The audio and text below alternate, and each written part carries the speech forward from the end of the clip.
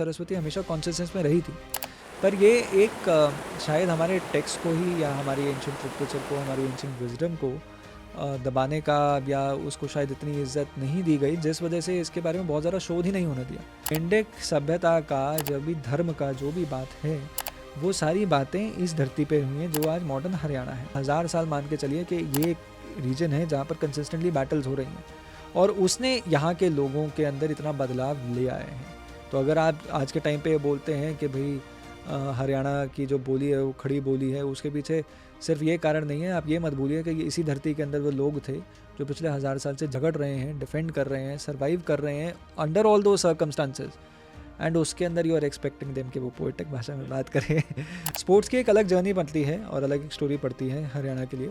अभी आपको हरियाणा को आप चेस प्लेयर से नहीं जानते हैं, आप बॉक्सर्स की वजह से जानते हो, आप रेसलर्स की वजह से जानते हो। हरियाणा के अंदर नमस्ते प्रणाम कम चलता है, राम राम चलता है।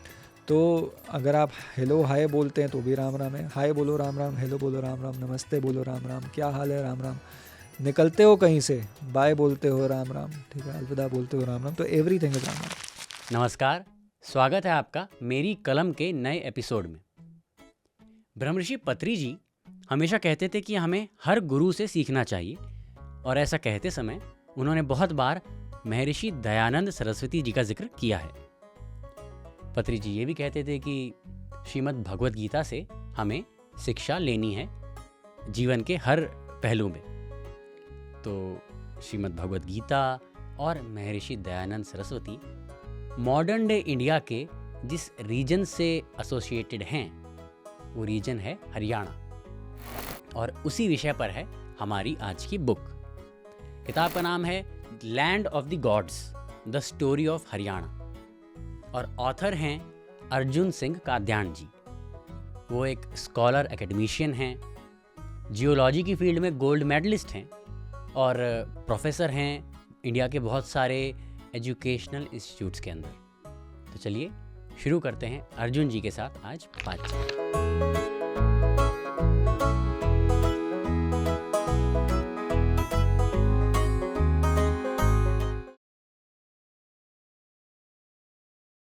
नमस्ते सर, बहुत बहुत स्वागत है आपका मेरी कलम में।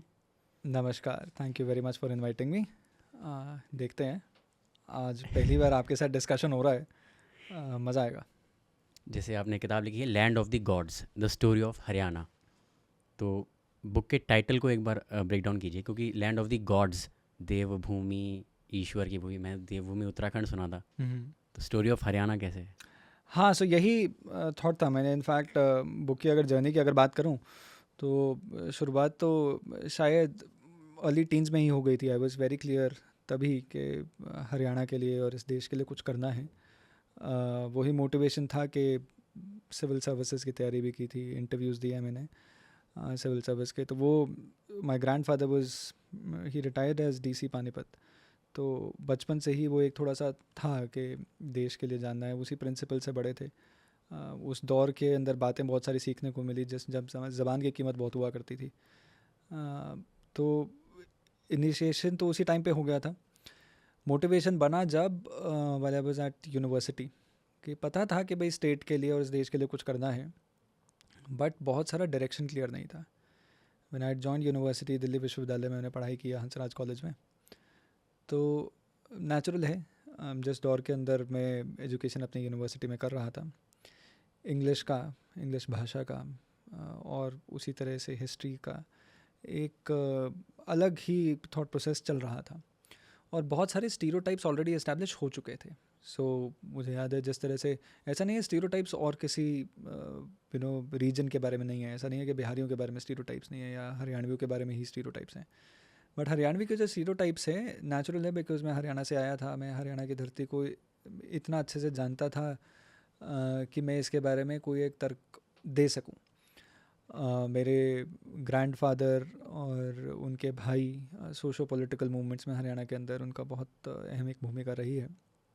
तो मैं हरियाणा को जिस तरह से समझता था, चाहे गांव देहात का जीवन हो या शहरी जीवन हो या ब्यूरोक्रेटिक जीवन हो या पॉलिटिकल जीवन हो, तो मुझे लगता था कि जो हरियाणा के ऊपर जो स्टीरियोटाइप्स एस्टैब्लिश्ड हैं वो सिर्फ वही हरियाणा को डिफ़ाइन नहीं करते, वो दौर वो था जब आप 21st सेंचुरी के अंदर, मैं आर्ग्यू भी करता हूँ किताब के अंदर एक लेटर हिस्से के अंदर, कि हरियाणा में पहली बार एक मेजर मनी या इकोनॉमिकली रिच जब हरियाणा बना है वो 21st सेंचुरी में बना है।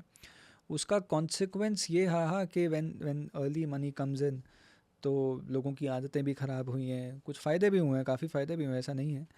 मनी फाइनली पर्कुलेट डाउन हुआ है, इकोनॉमी में घूमा है, लोगों के पास चीज़ें संसाधन खरीदने के पैसे आए हैं। क्योंकि उससे पहले आप हरियाणा के अंदर अगर आप 60-70 साल पहले जाओ, बहुत कम रिसोर्सेज थे। इनफैक्ट यही एक कारण था हरियाणा का पंजाब से सेपरेट होने का भी, कि हरियाणा को बहुत सारी एडवांटेज नहीं मिल पा रही थी जो वो डिज़र्व करता था। तो उन कारणों की वजह से जब फर्स्ट टाइम पैसा आया, तो उसके साथ बहुत, जैसे स्कॉर्पियो का एक कहानी बन जाती है कि भाई हरियाणा के अंदर सब के पास अचानक से रथ आए एक काले रथ, उनका नाम था महिंद्रा स्कॉर्पियो।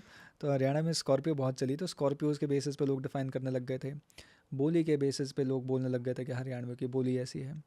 बट हरियाणा या हरियाणवियों को समझने का प्रयास को लंबा चौड़ा कभी किया नहीं गया। जैसे हम धीरे धीरे कॉन्वर्सेशन के अंदर भी शायद डिस्कस करें, बट इन स्टीरियोटाइप्स पे कुछ काम करने का एक थॉट प्रोसेस उस टाइम से डेवलप हुआ, जिसके अंदर न्यू एज ऑथर्स और राइटर्स भी डेवलप हो रहे थे। बाय स्ट्रोक ऑफ लक मैं स्वराज्य के लिए भी लिख रहा था, मैं बहुत अलग मैगजीन्स के लिए भी लिख रहा था, प्रज्ञता के लिए भी, मैं सब जो भी मूवमेंट्स ऐसे इवॉल्व हो रहे थे ना उस टाइम पे, उन सब में इन्वॉल्व था मैं। सब में से मतलब जनरली स्पीकिंग। तो उस टाइम पर हरियाणा की बात करने के लिए मुझे लगा कि एक बहुत मेजर गैप कहीं ना कहीं रह रहा है। मैं 2017-18 के अंदर 16-17 में जब मेरा सिविल्स का इंटरव्यू क्लियर नहीं हुआ था, उसके बाद I had joined assistant professor in Haryana, और उस वक्त पीएचडी भी चल रही थी उससे जस्ट पहले दिल्ली विश्वविद्यालय में ही। तो जब असिस्टेंट प्रोफेसर बना तो हरियाणा को और जानने का, समझने का मौका मिला, और समझने का कि हरियाणा के अंदर बदलाव क्या आ रहे हैं। इलेक्शंस के टाइम पर अगर आप हरियाणा घूमते हैं तो हरियाणा के अंदर आपको एक अलग ही वातावरण, एक वाइब ही अलग होती है, एक माहौल अलग होता है, खुशबू अलग होती है हवा के अंदर। जो मैं आपको बोल रहा था ना कुछ दिन पहले कि अभी माहौल बदला हुआ है, एकदम बहुत एक्साइटमेंट चल रही है, एक बार ग्राउंड पे रहने दो, उसमें ज़्यादा मज़ा है। क्योंकि चुनाव के टाइम पर आप लोगों को अच्छे से, और लोगों की एक्सपेक्टेशंस, लोग किस तरह से सोचते हैं, लोगों की धारणाएं क्या है, किस तरह से पॉलिटिशियंस लोगों से बात करते हैं, कौन कौन से तरीके यूज़ करते हैं उनको कन्विंस करने के लिए, कैसे के उनका काम पूरे करे जाएंगे। और लोगों की तरफ से भी आता है, जो वोटर्स हैं वो ये समझाने की कोशिश करते हैं कि कौन सी उनकी प्रेसिंग नीड्स और डिमांड्स हैं जिनके बारे में कुछ किया जाना चाहिए।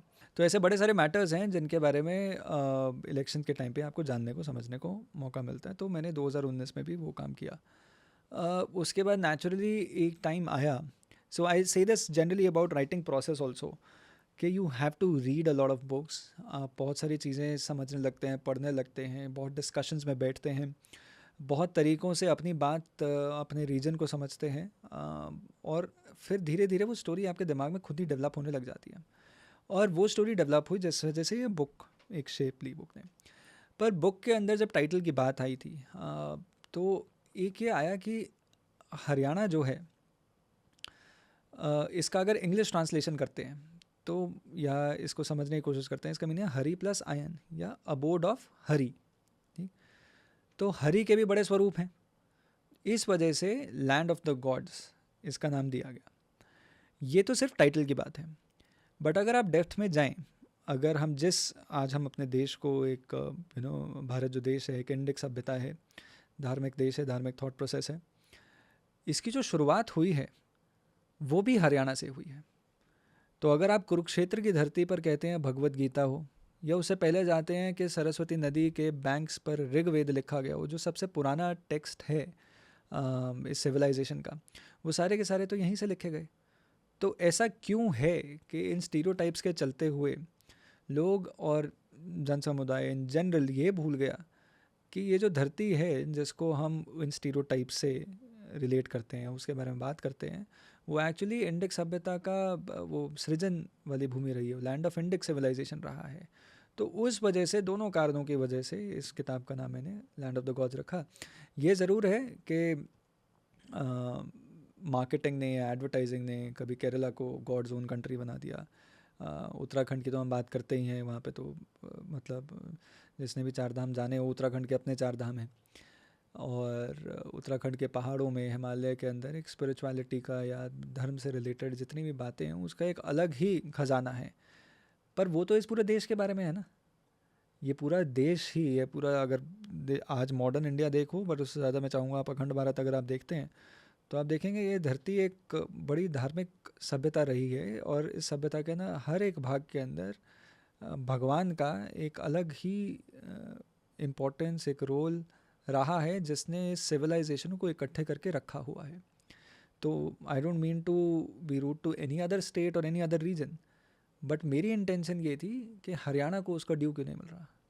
क्योंकि अगर आप जानिए, अगर मैं आपसे जानना चाहूँ, सोचिए हम मिलते हैं एक दूसरे से लंदन में और हम इंडिया की बात कर रहे हैं और आपसे डिस्कशन होता है कि भाई स्पिरिचुअलिटी के ऊपर एक कॉन्वर्सेशन स्टार्ट होती है। तो मुझे ऐसा लगता है कि अगर आपसे बात की जाए कि कौन से रिलीजियस सेंटर हैं, तो आप पहले बोल देंगे काशी, या आप ऋषिकेश बोल देंगे। तो काशी है, कुरुक्षेत्र क्यों नहीं है? भगवत गीता तो कुरुक्षेत्र में ही बोली गई ना। वेद जो सबसे पुराने टेक्स्ट हैं वो भी तो कुरुक्षेत्र के पास ही थे। तो उसको वो इम्पोर्टेंस क्यों नहीं मिल पाई? वो उस एक थॉट प्रोसेस से हमने एक किताब के अंदर मैंने स्टार्ट किया। जी सर, अभी रिसेंटली कुछ सालों पहले राखीगढ़ी के का जब एक्सकेवेशन हुआ आर्कियोलॉजी डिपार्टमेंट ने, तब इंडस वैली सिविलाइजेशन और इनफैक्ट सरस्वती सिंधु सभ्यता का जिक्र आया मीडिया में। अभी आपने बोला कि वेद लिखे गए हैं इस भूमि पे, थोड़ा इसको आप ब्रेक डाउन कर सकते हैं? एक्चुअली क्या है कि आज से लगभग 100 वर्ष पहले इंग्लिश रिसर्चर्स जो थे, British archaeologist, archaeological survey of India था, ASI के काफ़ी सारे DGs थे जिन्होंने कुछ ना कुछ रिसर्च कर रहे थे और बहुत अच्छी रिसर्च कर रहे थे। ऐसा नहीं है कि उन्होंने देश को समझने के लिए अटेम्प्ट, उसको लिखा किस तरह से, उसको क्या नैरेटिव दिया गया is a different discussion, but इस देश को, इस देश के इतिहास को समझने का और डॉक्यूमेंट करने का वो काम तो कर रहे थे। उसके अंदर ऑफ कोर्स इंडियन रिसर्चर्स भी थे। तो चाहे आप DR सानी बोलें या आप बोलें RD मुखर्जी, इस तरह के लोग थे जो रिसर्च कर रहे थे। तो लगभग 100 वर्ष पहले ना एक साइट मिली जो इंडस वैली सिविलाइजेशन जिसको हम फाइनली कहते हैं, जिसका नाम था हड़प्पा। क्योंकि हड़प्पा के अंदर ऐसा नहीं है कि इंडस वैली सिविलाइजेशन के अंदर इससे पहले रिसर्च नहीं होती, जैसे इससे पहले लगभग 4 वर्ष पहले कालीबंगन पे भी अच्छी रिसर्च चल रही थी, बट सिविलाइजेशन का एक्सटेंट और उसकी एस्टैब्लिशमेंट, उसके क्या स्पेशलिटीज़ थी, क्या उसका स्केल था, वो हड़प्पा में आकर आपको फाइनली अच्छे से पता चला था। इसलिए उस सभ्यता का नाम हड़प्पन सिविलाइजेशन भी कर दिया गया था। सबसे बड़ी इसकी साइट बनी मोहनजोदारो। हम कई वर्षों तक यही पढ़ते रहे, यही समझते रहे, यही डिस्कशन होता रहा कि कैसी ये सब इस सभ्यता के अंदर या इंडस वैली सिविलाइजेशन ये कौन कौन से कहाँ पे शहर हैं। और इसने इस्टेब्लिश कर दिया कि मेजॉरिटी सेंटर्स, क्योंकि एक तो सबसे पहले रिसर्च वहाँ पे हुआ और एक मेजॉरिटी और काफ़ी सारे जो माउंट्स थे जो मिले रिसर्च करके, वो इंडस नदी की वैली पर मिले, इसलिए इसका नाम इंडस वैली हो गया। पर हुआ क्या कि आपके हिंदुस्तान के, मतलब भारत के लोगों के कॉन्शियसनेस में for the longest time Saraswati नाम की एक रिवर इंग्रेंड है। हम माँ सरस्वती, अगर आप हॉस्टल में पढ़े हैं तो हॉस्टल में भी जानते हैं, या फिर बच्चे जो पढ़ रहे हैं, माँ सरस्वती की पूजा बहुत ज़रूरी मानी जाती है। हर साल के अंदर एक बार तो अलग से एक दिन होता है जब माँ सरस्वती का पूजन हुआ। माँ Saraswati apart from being the goddess of education पे नहीं, but goddess of speech as well as illumination है। तो माँ इसलिए शायद कहते हैं कि जिह्वा पे माँ सरस्वती बैठ गई, माँ सरस्वती बैठती है।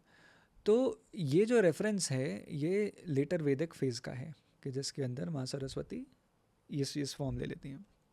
पुराणों के अंदर भी ये बात है। वेदों के अंदर सरस्वती का रेफरेंस है। तो अगर किसी ने ऋग्वेद पढ़े हैं, किसी ने और ब्राह्मण पढ़े हैं, आपने पुराणिक कल्चर पढ़ा है, आप देखते हैं कि भाई सरस्वती का रेफरेंस रिपीटेड रहता है। इनफैक्ट ऋग्वेद सबसे इंपॉर्टेंट डॉक्यूमेंट सरस्वती कॉन्वर्सेशन में इसलिए पहुंच जाता है। लगभग 75 श्लोक हैं जिसमें सरस्वती, 75 बार सरस्वती का मेंशन है, और 45 के पास श्लोक हैं जो सरस्वती पे रहे, और 3 श्लोक ऐसे हैं जो पूरे के पूरे सरस्वती पे डेडिकेटेड हैं। तो ग्रेट फ्लड्स, सबसे बड़ी नदी, सबसे ज़्यादा इरिगेट करने वाली नदी, सबसे विशाल, उस तरह के रेफरेंसेस यूज़ हुए हैं। तो उस लिटरेचर और फिर कैसे, जैसे मॉडर्न जो पुस्तक राइटिंग है या बुक राइटिंग जो हम बोलते हैं, वो स्टार्ट हुई है after printing press became more industrialised. और रिसर्च का पहले जो हिंदुस्तान के अंदर या भारत की सभ्यता के अंदर कैसे प्रिजर्व होती थी हिस्ट्रीज़, ओरल हिस्ट्रीज़ बहुत होती थी। दादी नानियाँ बच्चों को सिखा के जाया करती थी, फिर बच्चों की रिस्पॉन्सिबिलिटी थी आगे वाली जनरेशन को बताना। मुझे नहीं पता कि आपके कितने श्रोताओं में कितनों ने रामायण पूरी पढ़ी है या महाभारत पूरी पढ़ी है, पर उसके किस्से, कहानियाँ, उसके एनेक्डोट सबको पता है। तो वो क्यों ऐसा हुआ है? क्योंकि इस सभ्यता के अंदर ट्रेडिशन ही ओरल हिस्ट्रीज़ का है, और उन ओरल हिस्ट्रीज़ ने प्रिजर्व करने को वो इंश्योर किया है कि हमारा इतिहास, हमारा जो धार्मिक इतिहास है, वो किसी न किसी तरीके से प्रिजर्व्ड रहे। तो सरस्वती हमेशा से कॉन्शियसनेस में तो थी, बट देन कम हिस्टोरियंस जो आर्ग्यू कर रहे थे कि नहीं ये तो मिथिकल हो गई, या ऐसी कोई चीज़ थी ही नहीं, या थी अगर इतनी ही बड़ी नदी थी तो गायब कहाँ हो गई। इन सारे क्वेश्चंस के जवाब ना होने की वजह से, और as a consequence of a larger communist movement और अ मैकॉलेज मिनट, जिनका इन्फ्लुएंस हमारे एकेडमिया में बहुत मेजर रहा है, उसकी वजह से बहुत सारी ये कॉन्वर्सेशन या सरस्वती के ऊपर डिस्कशन बड़ा सप्रेस हो गया। बीबीसी ने मेरे ख्याल से 2002 के अंदर एक रिपोर्ट की थी, जिसके अंदर उन्होंने लिखा you know that mythical river शायद नहीं थी सरस्वती के रेफरेंस पे। और वो कॉन्वर्सेशन उस डायरेक्शन पे लेकर आती है कि आप उस टाइम पे remote sensing techniques, Landsat imagery इतनी ज़्यादा डेवलप हो गई कि आपको ये पता चलने लग गया कि हाँ भाई, अगर आप ऊपर से पिक्चर लेते हैं तो आपको एक ट्रैक दिखता है कि नदी यहाँ से बहा करती थी पर वहाँ पर पानी नहीं है। इस इमेजरी के बाद और रिसर्चर्स लगे इस पूरे प्रोसेस को समझने के लिए, और फिर एक नया कॉन्वर्सेशन खुलती है कि सिर्फ मोहनजोदारो या हड़प्पा नहीं, ये पैरेलल रिसर्च चल रहा था, क्योंकि एक तो जियोलॉजिस्ट रिसर्च कर रहे हैं, on the other hand research कर रहे हैं आर्कियोलॉजिस्ट। तो आर्कियोलॉजिस्ट ने डिस्कवर किया कि ऐसा नहीं है कि पाकिस्तान का जो पंजाब का क्षेत्र है जहाँ पर मोहनजोदारो, या सिंध का क्षेत्र होगा जहाँ पर अदर इंडिक वाली सिविलाइजेशन साइट्स मिलती हैं, हरियाणा के अंदर भी ऐसी बहुत साइट्स हैं। इनफैक्ट रिसेंटली ही ये इस्टेब्लिश हुआ है कि सबसे बड़ा माउंट अब मोहनजोदारो नहीं है, राखीगढ़ी है जो हरियाणा में है। पर जो सभ्यता या जिस समय पर लोग पानी पर इतने ज़्यादा डिपेंडेंट हुआ करते थे, वो ऐसी जगह पर क्यों रहेंगे जो आज के टाइम पर जहाँ पे बहुत जो एरिडिटी बहुत लार्ज है, मतलब 15 से 50 सेंटीमीटर का आपके पास रेनफॉल हो, और मॉनसूनल डिपेंडेंट रहें, और कोई मेजर नदी है नहीं, तो वहाँ पे लोग कैसे इतना समय रह सकते हैं और कैसे इतनी बड़ी सिविलाइजेशन बिल्ड हो सकती है। क्वेश्चन बड़ा नेचुरल है, वाजिब सा क्वेश्चन है। अब इस क्वेश्चन को एड्रेस करने के लिए आप समझने लगे कि शायद यहाँ पर, क्योंकि पेलियो बेड को भी आपने डिस्कवर किया, आपने रिमोट सेंसिंग टेक्निक से पढ़ा, फिर जियोलॉजिस्ट ने अपनी रिसर्च की, और उसका कॉन्सिक्वेंस ये बना कि सरस्वती नदी एक थी। वो सरस्वती नदी का ओरिजिन जो था, जो वाल्दिया साहब, केस वाल्दिया जी एग्री करते हैं कि, आर्ग्यू करते हैं कि उसका जो सोर्स था वो इंटीरियर ऑफ हिमालयाज था, but because of tectonic movements जो रिवर सरस्वती नदी को फीड कर रही थी उसका कोर्स चेंज हुआ। तो सतलुज और यमुना नदी का कोर्स चेंज हुआ, जो आज मॉडर्न सतलुज और यमुना बन गई हैं, और कोर्स चेंज होने की वजह से वो सरस्वती के अंदर पानी जो फीड किया करती थी वो बंद हो गया, जिस वजह से सरस्वती आज ड्राई अप हो गई। तो अगर आप इसके लिंग्विस्टिक या फिर हिस्टोरिकल एविडेंसेस पर जाते हैं, तो आपको एक तो ये जो सरस्वती का बेड जो हम बोलते हैं वो मॉडर्न एज में घग्गर हाकरा बेड से रिलेट करते हैं। घग्गर निकलती है शिवालिक्स में हिल्स से, और वहाँ से नीचे आकर कुरुक्षेत्र के पास से होते होते हिसार क्लियर होते राजस्थान जाती है, और फिर पाकिस्तान को जब जाती है वहाँ पर ये हाकरा बन जाती है। ठीक, तो ये जो बेड है ये कंसिडर किया जाता है कि ये सरस्वती नदी का रेलिक है, मतलब पहले ये सरस्वती नदी थी, अब ये बेड जो है उसको हम घग्गर हाकरा से बोलते हैं। घग्गर के समय में घग्गर का जो पानी है आज के समय में वो मॉनसून फेड रिवर ज़्यादा है, उसमें थोड़ा थोड़ा पानी रहता है, बट जब बरसात होती है तो बहुत पानी उसमें से निकलता है। बट आप लगभग जिस तरह से मैंने आपको राखीगढ़ी का बताया, आप उसी तरह हरियाणा की अलग अलग जगह पर देखोगे आपको स्टोन एज की साइट्स बहुत मिलती हैं, आपको उसी तरह हड़प्पन साइट्स काफ़ी सारी मिल रही हैं। आपको इन सारी साइट्स के अंदर आप देखते हैं और आपको दिखता है कि एक रिवर बेड के आसपास ही है, और वो रिवर बेड घग्गर हाकरा चैनल के पास बनता है। उसी तरह से ऋग्वेद को अगर आप देखते हैं तो ऋग्वेद के रेफरेंसेस मैंने आपको दिए कि कैसे सरस्वती का मेंशन रिपीटेड टाइम्स है, और उसके साथ ऐसा नहीं है कि गंगा का मेंशन नहीं है, बट नदी सूक्त हिम अगर आप देखते हैं, वो श्लोक देखते हैं, तो उसके अंदर आप समझेंगे कि अ, उसने एक रीजनल एक्सपेंस कवर किया है कि गंगा से शुरू करते हो आप वेस्टवर्ड जो नदियां हैं इस नॉर्थ वेस्टर्न रीजन के अंदर, जो मॉडर्न हरियाणा पंजाब का क्षेत्र पड़ता है, उन सारी नदियों का रेफरेंस उसके अंदर नाम लिया गया, उन सबको प्रे किया गया, बट सरस्वती सबसे ऊपर है। लेटर वैदिक फेज के अंदर इंस्टेड आप रियलाइज़ करते हैं कि एक जगह मेंशन आने लग जाती है विनाशन नाम की। तो विनाशन मतलब अगर आप विनाशना या विनाशन अगर आप समझें तो उसका मतलब है कि डिसअपीरेंस या उसका ख़त्म होना या लॉस होना। आप वहाँ से करते हैं कि शायद ये पॉइंट है जहाँ पर नदी फाइनली आकर ख़त्म होनी स्टार्ट होती है।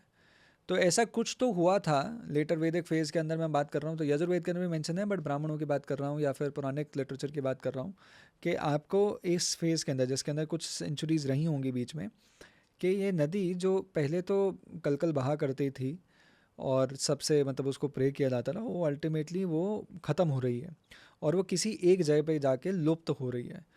तो वो एक मतलब it could also mean spiritual उससे देखें, धीरे धीरे एक नदी जो इतनी ज़्यादा इम्पोर्टेंट थी और वो धीरे धीरे लुप्त हो जाती है कई सेंचुरीज़ के अंदर, एक कालखंड के अंदर, उसकी एक भूमिका भी एक सेक्रेड भूमिका या उसकी एक इस्टेब्लिश होने लग जाती है, because it perhaps is also a transition from a physical to a non physical world. तो इस वजह से उसको एक लोग उसे प्रे भी करने लगते हैं, प्रीच भी करते लगते हैं, और उसकी एक सैंक्टिटी बन जाती है जो पहले भी थी, बट इसके बाद लोग इसके पिलग्रिमेज भी करना स्टार्ट करते हैं। तो अगर आप महाभारत के अंदर जैसे रामायण का भी मेंशन, रामायण में भी सरस्वती का मेंशन है, बट महाभारत के अंदर आप बलराम के तीर्थ की बात सुनते हो कि बलराम ने एक तीर्थ किया था जो उन्होंने विनाशन जहाँ से जगह है वहाँ से शुरू किया था, एंड वो ऊपर गए थे नॉर्थवर्ड अपस्ट्रीम। तो अपस्ट्रीम जाते जाते वो जहाँ पर ओरिजिन हुआ था वहाँ पे प्लक्ष के पेड़ थे। तो वो एक पूरा का पूरा जहाँ जहाँ पर वो रुके वहाँ पे उन्होंने तीर्थ स्थान पर रुके, उन्होंने प्रे भी किया वहाँ पे, स्पिरिचुअल साधना। साधना की, स्नान भी लिया और उसके बाद ऊपर गए। सो ये सारा एक प्रोसेस आप ये पुरानिक लिटरेचर या लेटर लिटरेचर के अंदर देखते हैं।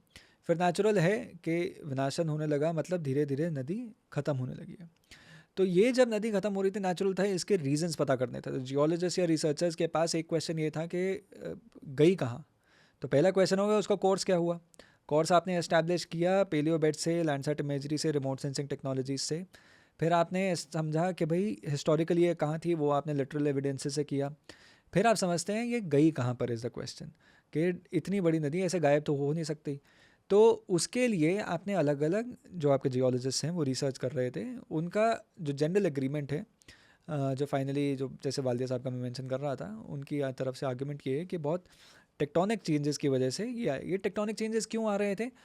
जियोलॉजिकली स्पीकिंग एक इंडियन प्लेट है, इंडियन प्लेट नॉर्थवर्ड मूव कर रही थी 100 मिलियन के पास तक आके, उसने टेथस सी को क्लोज करना स्टार्ट कर दिया था। वो यूरेशियन प्लेट में जाके टकरा रही थी।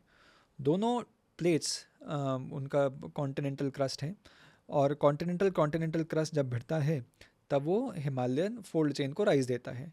आज भी हिमालयन फोल्ड चेन में जिस वजह से दिल्ली के अंदर आप अगर देखें अर्थक्वेक जोनेशन मैप के अंदर सीरीज कैटेगरी के अंदर होता है, या ये पूरा जो रीजन है नॉर्थ वाला जो रीजन, वहाँ पे बहुत अर्थक्वेक्स क्यों आ रहे हैं, क्योंकि जो इंडियन प्लेट है वो अभी भी नॉर्थवर्ड मूव कर रही है और यूरेशियन प्लेट से टकरा रही है, जिसकी वजह से Himalayan fold mountains, the youngest fold mountains in the world, वो अभी भी कॉन्टिन्यूस राइज पर हैं। बट क्योंकि ये मूवमेंट इस तरह की हो रही है, because there is tectonic movements, there is a lot of faulting, there is a lot of folding, उस वजह से ये जोन टेक्टोनिकली एक्टिव है। तो जैसे आज भी ये टेक्टोनिकली एक्टिव है, perhaps back in the day also it was tectonically active, and उस टेक्टोनिक एक्टिविटी की वजह से शायद ये जो सोर्स था रिवर का वो चेंज हुआ और धीरे धीरे कम हो गया। हावेवर एक और चीज़, एक और पैरेलल ड्रॉ किया जा सकता है कि जिस समय पर जो मैच्योर हड़प्पन फेज़ अगर हम कंसिडर करते हैं अराउंड 2300 BC के पास, तो मैच्योर हड़प्पन फेज़ भी ड्राई फेज़ था। तो ऐसा ज़रूर है कि मानसून या बरसात का डिक्लाइन तो ज़रूर था। तो वही फेज़ आपको सरस्वती नदी के अंदर भी दिखता है कि धीरे धीरे मानसूनल चेंज तो आ ही रहा था, डिक्लाइन आपको देखने को मिलता है ही। बट ये एक मेजर कारण नहीं बन सकता। दूसरी एक अहम बात ये भी है, अगर कोर्स ऑफ रिवर की बात करें ना, ये मिस ना हो जाए कि जब नदी बन रही थी तो जहाँ पर दो नदियाँ मिल रही थी, हरियाणा के अंदर सरस्वती का जो बेसिन है, जो ड्रेनेज बेसिन है, वो बहुत वाइड है, 6 से 8 किलोमीटर वाइड है। तो अगर पानी कम होता था तो छोटी छोटी स्ट्रीम्स जा रही होती है, छोटी छोटी नदियों की तरह बन रही थी। बट जब स्नो मेल्ट वाटर या मानसूनल वाटर सारा इकट्ठा होता था तो बहुत लार्ज एक रिवर बन जाया करती थी। बट ये गायब हो गई, और गायब होने के पीछे कारण जैसे मैंने आपको बताया टेक्टोनिज्म, मानसूनल चेंज भी आया हुआ है, जनरल एग्रीमेंट उस बात का है। But Saraswati by the end of it वो हमारी कॉन्शियसनेस में ज़रूर रही, क्योंकि सरस्वती की पूजा सिर्फ उसके पानी के लिए नहीं, बट उसको एक माँ का दर्जा दिया गया था। तो गॉडेस ऑफ स्पीच जैसे हमारी डिस्कशन हुई थी, वो सारी सारी चीज़ें ज़रूर रही हैं, और सरस्वती हमेशा कॉन्शियसनेस में रही थी। पर ये एक शायद हमारे टेक्स्ट को ही, या हमारी एंशंट लिटरेचर को, हमारी एंशंट विजडम को दबाने का, या उसको शायद इतनी इज्जत नहीं दी गई, जिस वजह से इसके बारे में बहुत ज़्यादा शोध ही नहीं होने दिया। तो सरस्वती का आंसर तो गुड साइंटिफिक रिसर्च के अंदर है। तो साइंटिफिक रिसर्च का नतीजा है जो हमें इन सारी बातों का पता चल रहा है। एंड मतलब यही एक मेजर वो बनता है। तो rather calling Indus Valley civilisation a better terminology would be a Sindhu Saraswati civilisation. Thank you so much sir. मेरी तो खैर काफ़ी रुचि है हिस्ट्री, ज्योग्राफी, और कैसे साइंस का इम्पैक्ट भी हिस्टोरियोग्राफी पे होता है। बट क्योंकि most of the audience spiritual है, तो स्पिरिचुअल उस पे आते हैं। आपका नाम अर्जुन है, और अर्जुन ने गीता सुनी थी श्री कृष्ण से, और गीता का जो है वो एक इम्प्रिंट, वो छवि आपने इसके ऊपर भी दिखा रखी है। और इनफैक्ट मैंने बहुत प्रयास भी किया था। अगर आप गौर से देखें, जो रथ है उस पर जो झंडा है, उस झंडे पे हनुमान विराजे हैं। हाँ। तो मेरा तो ये थॉट प्रोसेस, मतलब मैं जिस पद्धति से आता हूँ तो मैं तो बहुत मानता हूँ। चाहे सरस्वती की बात ना अगर हम महाभारत के उसमें भी करते हैं, तो उसमें भी सरस्वती नदी जो है, कुरुक्षेत्र, वो साउथ ऑफ सरस्वती, उसके बैंक्स पर ही वैदिक लिटरेचर भी लिखा गया था। महाभारत के काल के अंदर और उस टाइम पर ये लैंड जो है वो बहुत रिच लैंड था। Rich in terms of, rich in terms of दोनों ही तरीके से, धन धान्य से भी और स्पिरिचुअलिटी और नॉलेज के लिए भी। तभी जो महाभारत के युद्ध में अर्जुन को भगवान श्री कृष्ण ने ज्योतिसर के पास, जो कुरुक्षेत्र से पेवा की तरफ आप जाते हैं, तो ज्योतिसर एक जगह है जहाँ पर इस वक्त मेरे ख्याल से हरियाणा सरकार एक म्यूज़ियम भी बना रही है। वहाँ पर गीता का सार दिया गया था। भगवत गीता का जो सार है वो मेरी नज़र में मतलब अगर हम कुछ पुस्तकों की बात करें कि जो किसी को भी पढ़नी चाहिए, तो मुझे लगता है भगवत गीता एक ऐसी किताब है जो हमारी पीढ़ी को, आने वाली पीढ़ी को, और कोई भी व्यक्ति जो इस देश में, इस भूमि में जन्म लेने का जिसको सौभाग्य मिला है, उसको पढ़नी चाहिए। और उसको ऐसा नहीं है कि एक ही बार पढ़ें, उसको हमेशा अपने पास रखो। तो भगवत गीता की एक तरह से साधना करो, आप उसे बार बार पढ़ें, उसके मतलब आपके सामने ही उसके मतलब भी बदलेंगे, आपकी सोच बदलेगी भगवत गीता पढ़ते पढ़ते, और उससे बहुत सारी चीज़ें आपको सीखने को मिलेंगी। इनफैक्ट अगर कई सारे लेसन्स जो हम मॉडर्न एजुकेशन सिस्टम के अंदर आने वाली जनरेशन को देते हैं, उसके ओरिजिन्स आपको भगवत गीता के अंदर मिलते हैं। तो महाभारत के काल के अंदर यही कारण था लैंड ऑफ द गॉड्स भी टाइटल रखने का, कि एक्चुअली जो सबसे हिंदुइज़्म को डिफ़ाइन करने वाला एक फंडामेंटल डॉक्यूमेंट या कोई ऐसी किताब रखते हैं कि जैसे जो वेस्ट एशिया से रिलीजन्स निकले हैं, चाहे आप जूस ले लीजिए, चाहे आप क्रिश्चियंस ले लीजिए, या आप मुस्लिम्स ले लीजिए, तीनों के ही जो ओरिजिन्स हैं are centred around one prophet और the messenger, then a book and some traditions and practice. तो वो पुस्तक अगर आपने उसका भी एड्रेस करना है, तो अगर कोई एक किताब की बात होती है जो हिंदुइज़्म के अंदर है, तो वो एक किताब भगवत गीता बन के ही आती है। और ऐसा नहीं है कि भाई उसके अंदर कोई ऐसी इन्फॉर्मेशन है जो शायद वेदों में नहीं है। वेदों का डिस्टिल्ड वर्जन आप मान लीजिए, उसके अंदर बहुत सारी चीज़ें मिलती हैं।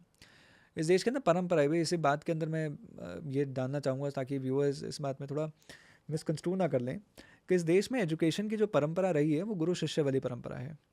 गुरु जो होता है को ऐसा नहीं है कि उसकी जॉब 9 to 2 है या 9 to 5 वाली जॉब है। ऐसा नहीं है कि सुबह सुबह कहीं पे आकर अटेंडेंस मार्क करनी है, कि अभी पढ़ाई करना स्टार्ट करते हैं, आज ये अटेंडेंस मार्क करनी है, ये एडमिनिस्ट्रेटिव काम है, ये एग्ज़ाम शीट्स क्लियर करनी है। वो नहीं है परंपरा।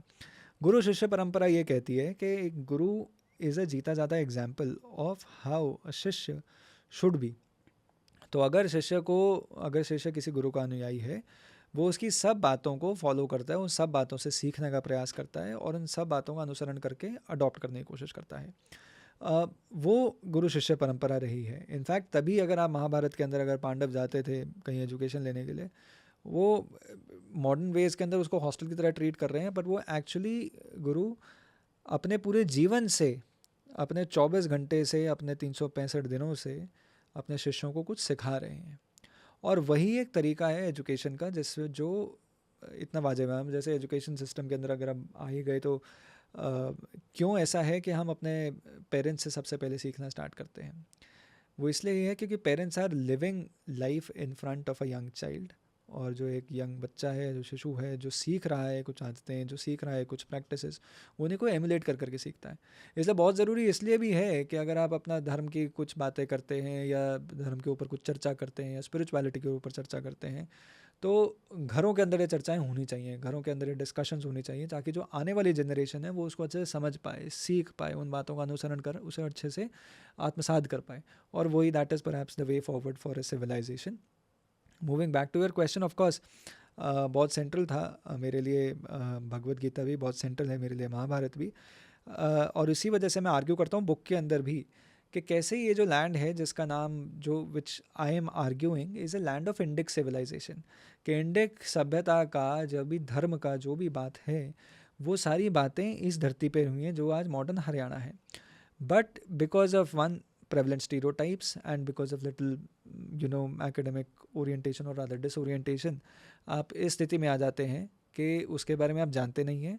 And the only way you know of Haryana is as a battle ground of Indic civilisation, क्योंकि जो ये रास्ता, जैसे मैंने सरस्वती की नदी की आपकी बात की ना, तो सरस्वती का ड्राई बेड, ये आपको जो हमारे इन्वेडर्स और मराडर्स आए थे हमारे देश के अंदर, उन सब ने यूज़ किया था। तो चाहे मोहम्मद महमूद गजनी आया हो या गोरी आया हो, उन्होंने वही रास्ते यूज़ किए थे।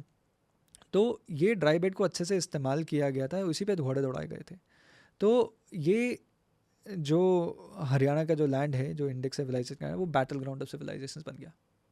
Battle ground of civilisations. Yes. तो आप नॉर्थ हरियाणा में अगर आप ये अंबाला के पास सरहिंद है वहाँ से अगर आते हैं, तो बीट अंबाला, शाहबाद, कुरुक्षेत्र, कुंजपुरा, करनाल, पानीपत, खरखौदा, सोनीपत, या इधर आप हिसार देखते हैं, आप रोहतक देखते हैं, सब जगह कोई ना कोई बहुत की बैटल लड़ी गई है। और वो कंसिस्टेंटली आप 1000 साल मान के चलिए कि ये एक रीजन है जहाँ पर कंसिस्टेंटली बैटल्स हो रही हैं, और उसने यहाँ के लोगों के अंदर इतना बदलाव ले आए हैं। तो अगर आप आज के टाइम पे ये बोलते हैं कि भाई हरियाणा की जो बोली है वो खड़ी बोली है, उसके पीछे सिर्फ ये कारण नहीं है। आप ये मत भूलिए कि इसी धरती के अंदर वो लोग थे जो पिछले 1000 साल से झगड़ रहे हैं, डिफेंड कर रहे हैं, सर्वाइव कर रहे हैं अंडर ऑल दो सर्कमस्टांसेस, एंड उसके अंदर यू आर एक्सपेक्टिंग देम कि वो पोइटिक भाषा में बात करें। पर रिगार्डलेस मेरे लिए वो पोइटिक है, बाकियों के लिए हो ना हो। आपने फ्लैग पे जिक्र किया कि हनुमान जी हैं जी। हनुमान जी, और अगर हरियाणा एंड हनुमान जी की बात करें तो हरियाणा में स्पोर्ट्समैनशिप और स्पोर्ट्स स्पिरिट हमेशा से ही है। बीते कुछ दशकों में ज़्यादा मेडल आ रहे हैं, तो ज़्यादा नहीं, बहुत ज़्यादा मेडल आ रहे हैं। मतलब इंडिया का मतलब 18 ओलंपिक मेडल से 18 मेडल से मेरे ख्याल से 10 मोर देन 50% मेडल्स आ रहे हैं। And more than 50%, my metric could be wrong here, but ये है कि in comparison to its proportion population बहुत ज़्यादा है। If I am right I have to pick up the metric. मैंने बुक के अंदर भी लिखा है, कॉमनवेल्थ गेम्स के बारे में भी, मैंने ओलंपिक्स के बारे में भी लिखा है बुक के अंदर कि कितने सारे मेडल्स हरियाणा के लड़के लेकर आ रहे हैं। स्पोर्ट्स की एक अलग जर्नी बनती है और अलग एक स्टोरी पड़ती है हरियाणा के लिए। आपने एक और किताब जो नीरज चोपड़ा जी पे लिखी है, यस, तो वो उस किताब का एक मेजर पोर्शन तो हरियाणा की स्पोर्ट्स स्टोरी है कि हरियाणा के अंदर स्पोर्ट्स बना कैसे, बड़ा कैसे, क्यों स्पोर्ट्स इतना इम्पोर्टेंट बन गया और कैसे बना इतना इम्पोर्टेंट, उसकी ड्राइव कहाँ से आई, उसके लिए वो इनिशिएटिव कहाँ से आया, उसका मोटिवेशन कहाँ से आया और कहाँ। क्योंकि आप देखते हैं मतलब हरियाणा के अंदर, भगवान करे ज़रूर हो, जल्दी होगा कि आपको हरियाणा के अंदर बहुत एक्सेप्शनल चेस प्लेयर्स मिले, बट अभी आपको हरियाणा को आप चेस प्लेयर से नहीं जानते हैं, आप बॉक्सर्स की वजह से जानते हो, आप रेसलर्स की वजह से जानते हो, है ना।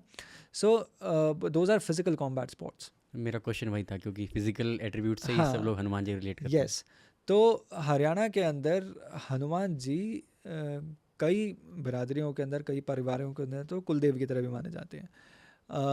हरियाणा के कैथल का एक अलग इतिहास है भगवान हनुमान से। बट हनुमान का जो जिस तरह से प्रे किया जाता है भगवान हनुमान को, वो दो चीज़ें क्लियर करता है। एक तो राम भक्तों की भूमि है, क्योंकि हरियाणा के अंदर नमस्ते प्रणाम कम चलता है, राम राम राम चलता राम। है। तो अगर आप हेलो हाय बोलते हैं तो भी राम राम है, हाय बोलो राम राम, हेलो बोलो राम राम, नमस्ते बोलो राम राम, क्या हाल है राम राम, निकलते हो कहीं से बाय बोलते हो राम राम, ठीक है, अलविदा बोलते हो राम राम, तो एवरीथिंग इज राम राम। तो वो राम का नाम इतना ज़्यादा इनग्रेन्ड है हरियाणा की सभ्यता सिविलाइजेशन में। और उसी के साथ हनुमान भी है। हरियाणा के अंदर अलग अलग जगह, कई हर गांव के अंदर या कुछ क्लस्टर ऑफ गांव के अंदर कोई अखाड़ा है, जो अखाड़ा बहुत मशहूर है। हर अखाड़े के अंदर एक हनुमान जी के नाम की एक मूर्त इस्टेब्लिश है। आप जाते हैं, आप हनुमान जी का टीका करते हैं, नमस्ते करते हैं, वहाँ से आशीर्वाद लेते हैं और फिर आप रेसलिंग में लग जाते हैं, क्योंकि Hanuman is also an expression one of utmost devotion and then great physical power, but being centered also. So it is not just about being very powerful, but being in much control of that power as well. तो वो Hanuman express करते हैं। और उसी तरह से हमारे जो फिजिकल कॉम्बैट स्पोर्ट्स हैं, जैसे रेसलिंग हो गया, उसके अंदर हनुमान बहुत इंपॉर्टेंट है। तो हनुमान की आपको पूजा आप पूरे हरियाणा में कहीं ना कहीं आपको हर जगह मिल जाएगी। खास ही प्यार है हनुमान को, मुझे प्यार है। मैं जब प्राण प्रतिष्ठा हुई श्री राम मंदिर की, मुझे उस दिन के आसपास मुझे थोड़ा रियलाइज़ हुआ कि मुझे अब लगभग 18 वर्ष हो गए हैं मंगलवार को व्रत रखते हुए। 18 वर्ष कंसिस्टेंटली हनुमान जी के नाम का व्रत रखते हुए। तो मुझसे कोई क्या जाने कि मेरे लिए भगवान राम क्यों कितने इम्पोर्टेंट है, क्योंकि मैं तो हनुमान जी के नाम का हर हफ्ते एक दिन व्रत रखता हूँ। तो उसी तरह से हरियाणा के अंदर हनुमान की भूमिका बहुत ज़्यादा है। कुरुक्षेत्र में गीता सुनाई गई थी। कुरुक्षेत्र, कौरवों के कुल को कहते थे, उन कौरवों का क्षेत्र।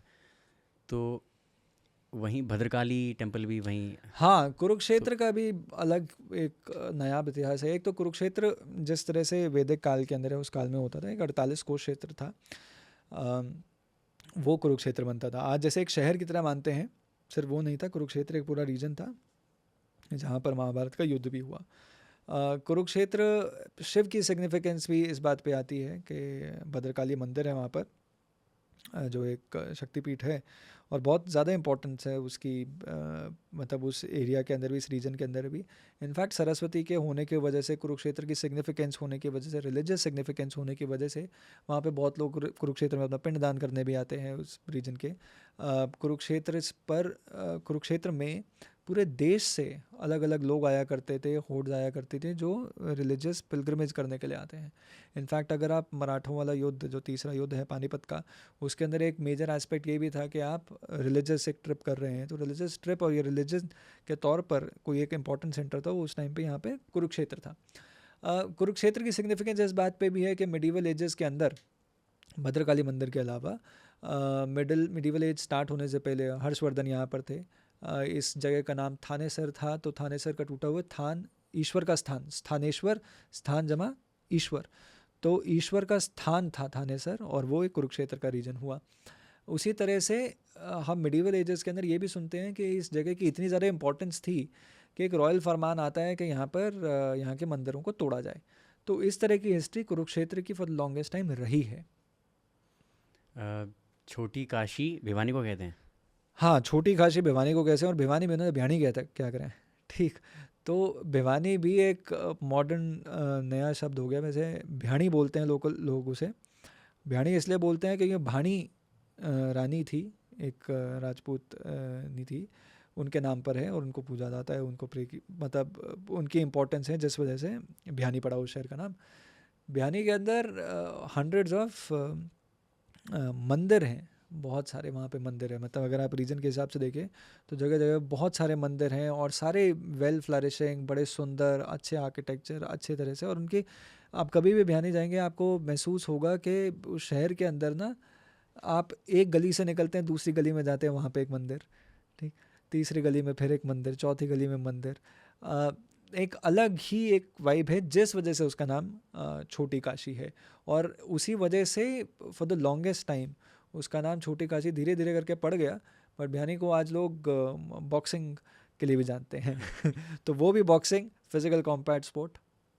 आध्यात्मिकता के इतिहास में देखें तो हरियाणा में जो डेरा और आश्रम का कह लीजिए कॉन्सेप्ट था, तो उसके ऊपर आप थोड़ा सा एक्सप्लेन कर सकते हैं? यार इसकी शुरुआत तो आप ये समझिए कि मिडीवल एजेस के अंदर जब भक्ति मूवमेंट शुरू हुआ तब आना स्टार्ट हो गया, जिसके अंदर इनफैक्ट सिखिज़म भी जो है वो पहले it was written as Sikh Panth of Hinduism, एक सेक्ट हुआ करता था, एक पंथ था। और वो उसी दौर के अंदर शुरू हुए, जैसे कबीरपंथी भी हुए उस दौर के अंदर, भक्ति मूवमेंट के अंदर ये बहुत सारे इस तरह के भक्ति से जुड़े हुए, धर्म की रक्षा करने वाले और एक सोशल सेटिंग के अंदर एक सोशल मूवमेंट क्रिएट करने वाले, एक सोशल रिलीजियस मूवमेंट क्रिएट करने वाले कई ऐसे महान लोग आए। हरियाणा के अंदर भी ऐसे बहुत लोग थे। मगर अगर बात करूं तो आर्य समाज से भी शुरुआत की जा सकती है। तो दयानंद सरस्वती जी का जो व्यक्तित्व है उसका शायद तुलना, मतलब आज के शोधकर्ता, आज के जो रिसर्चर्स हैं या स्टूडेंट्स हैं, वो इमेजिन भी नहीं कर सकते आर्य समाज ने किस दौर में क्या काम कर दिया। आज से लगभग 125 वर्ष पहले जब आवाज़ उठाना अंग्रेज़ों के ख़िलाफ़ या रिलीजियस किसी भी जो चैलेंज स्टेटस के को खिलाफ वो क्रिएट करना, वो दयानंद सरस्वती जी ने ही किया था। और ऐसा नहीं था कि एक अच्छी बड़ी सभ्यता के अंदर कहीं पर भी कोई कुरीतियाँ ना रही हों। ऐसा नहीं है कि हिंदू परंपराओं में या हिंदू सभ्यता के अंदर इस तरह के लोग नहीं हैं जो किसी एक कमी का या किसी एक लूप होल का शायद फ़ायदा न उठाएं। और फ़ायदा नुकसान तो व्यक्ति व्यक्ति पे डिपेंड करता है। पर कुछ ऐसे ये ज़रूर था कि हमारे धर्म के अंदर कोई ऐसे चैलेंजेस थे, उन सारे चैलेंजेस को काउंटर जिन लोगों ने किया, जिन लोगों ने समाज को आईना दिखाया कि ये चीज़ गलत है और ये चीज़ सही है, उन लोगों के अंदर अगर हम उन लोगों की अगर एक पंक्ति बनाएं तो सबसे पहली श्रेणी में कतार में स्वामी दयानंद सरस्वती जी का नाम आएगा। और इसको ना मैं ये भी ऐड करना चाहूँगा कि ये ना समझिए कि कोई करेक्शंस इसी टाइम पर हुई हैं। ये हमारे धर्म की, ये हिंदू धर्म की एक खासियत है कि जब जब इसमें कोई भी चैलेंज आया, जब कभी कोई कमी आई है, एक इंटरनल करेक्शन का कोर्स रहा है। लोगों के बीच में चर्चाएं होती हैं, डिस्कशंस होती हैं, समझदार लोग, बड़े लोग, विद्वान लोग, संत महात्मा, अलग अलग परंपराओं से जुड़े हुए लोग इन चीज़ों के बारे में, समाज के बारे में और धर्म के बारे में डिस्कशन करते रहते हैं। और ये सिविलाइजेशन, जिस सिविलाइजेशन से हम बिलोंग करते हैं, ये डिस्कशंस और डिबेट्स करके ही आगे बढ़ा है। ये लिखकर, रिसर्च पेपर लिखकर नहीं हुआ है। ये लोगों के बीच में वाद संवाद होता था, उस वजह से आगे बढ़ता है। और उसी दौर, उस having said that, Dayanand Saraswati ji, Maharshi Dayanand Saraswati जी की जो भूमिका रही है वो अनपैरेलल्ड रही है। उन्होंने समाज के अंदर जो कुरीतियाँ उसके खिलाफ उन्होंने आवाज़ भी उठाई, लोगों को आईना दिखाया, लोगों को ये समझाया कि किसी भी चैलेंज या किसी भी पाखंड में फंसने की ज़रूरत नहीं है। आप जिस सभ्यता से बिलोंग करते हैं उस सभ्यता के ओरिजिन्स बहुत पुराने हैं और उन पे बहुत गर्व महसूस करना चाहिए।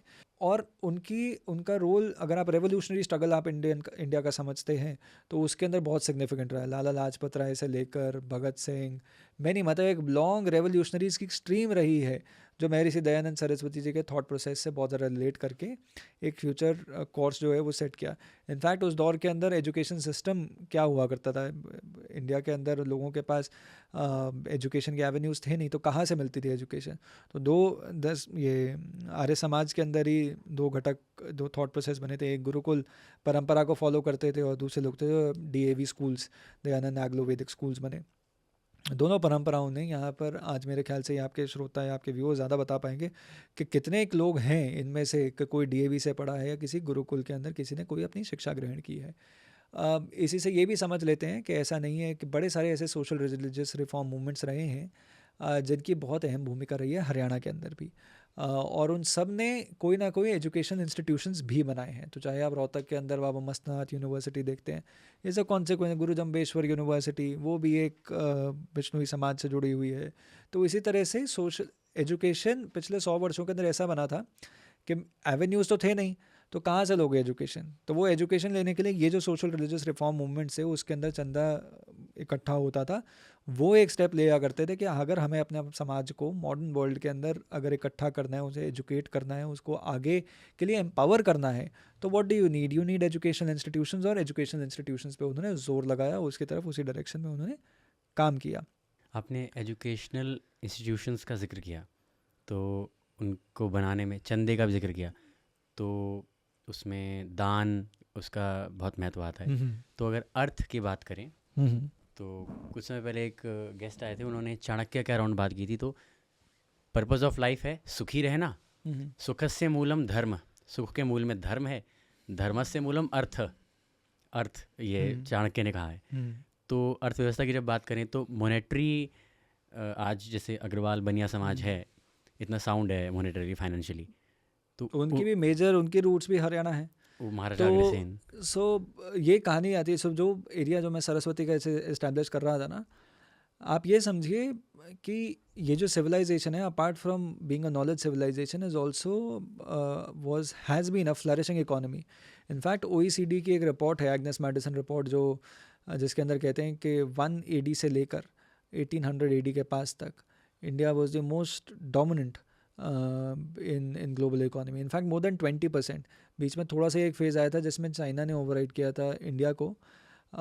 उसके बाद apart from it, for these 1800 years India was ruling the global trade. तो वर्ल्ड GDP के अंदर इंडिया वॉज मोर देन 20%।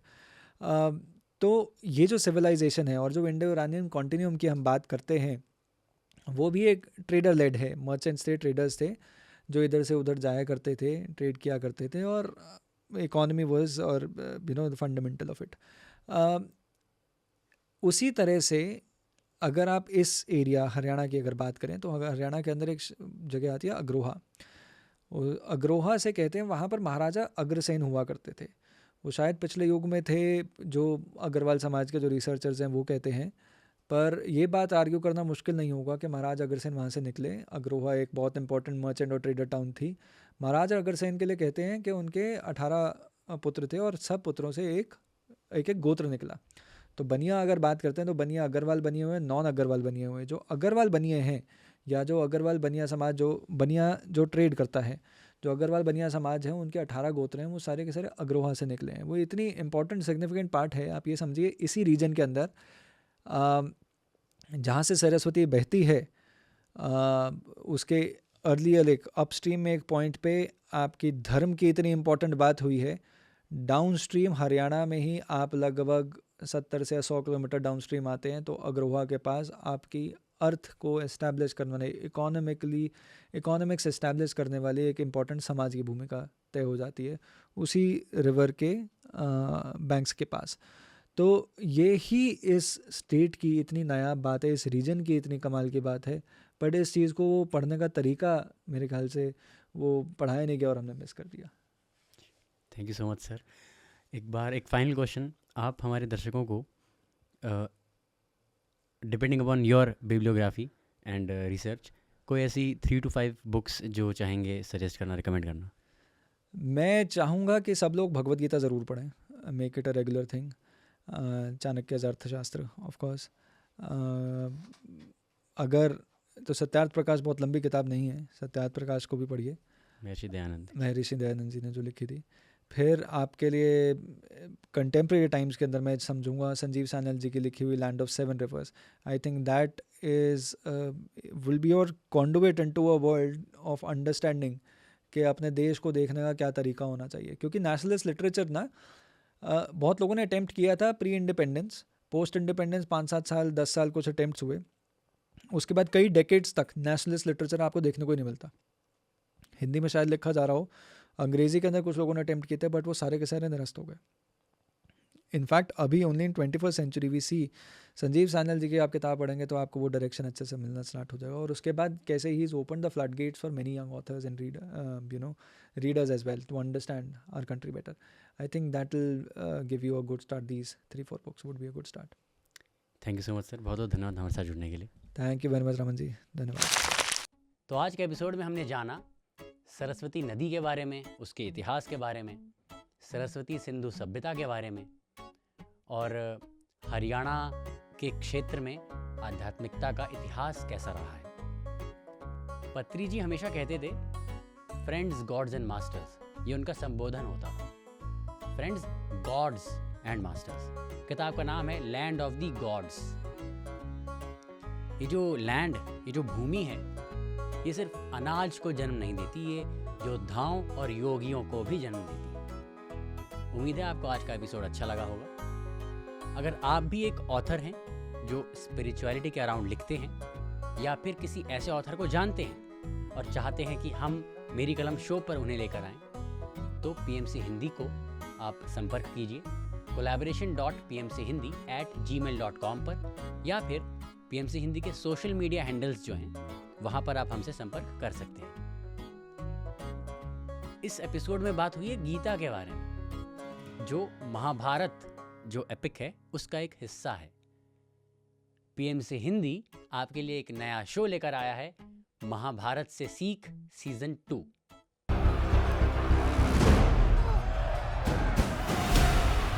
धर्म और अधर्म का युद्ध, महाभारत। क्यों हुआ महाभारत का युद्ध? क्या सीख देते हैं महाभारत के पात्र, और क्या है इस महाभारत के पीछे का सच? देखिए महाभारत से सीख सीजन 2 19 अप्रैल से हर शुक्रवार सुबह 10:30 बजे और पुनः प्रसारण मंगलवार शाम 6:30 बजे सिर्फ PMC हिंदी चैनल पर। तो महाभारत से सीख सीजन 2 जरूर देखिएगा। अगर आपने ये एपिसोड टेलीविजन पे देखा तो PMC हिंदी को YouTube पे भी सब्सक्राइब कीजिए, और अगर YouTube पे देख रहे हैं तो हमें हमारे दूसरे बाकी सोशल मीडिया हैंडल्स पे भी फॉलो कीजिए। आपके लिए तो ये फ्री है, लेकिन इससे हमारी बहुत मदद हो जाएगी। तब तक के लिए सायोनारा, आपका प्यारा। मैं रमन अभी लेता हूँ विदा, और मिलूंगा दोबारा फिर किसी नए लेखक, नई किताब के साथ। करेंगे उनके अनुभवों और ज्ञान की बात। देखते रहिए PMC।